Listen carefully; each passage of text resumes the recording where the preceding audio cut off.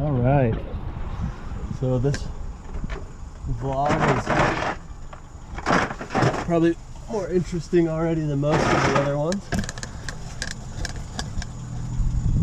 I am on the side of a road that is busy for Hawaii.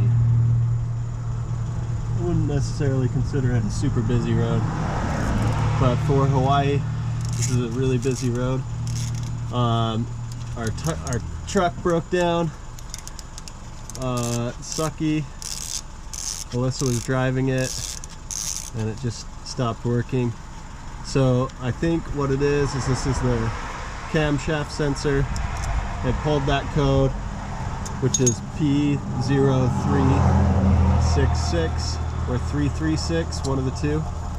I'll make the notation on afterwards.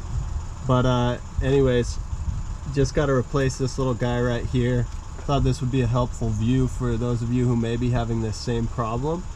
It's actually super easy, and this is one of, for you that want to lift your trucks, I recommend doing it because it makes work like this really easy when you're broke down on the side of the road. But yeah, just got to fix this real quick. So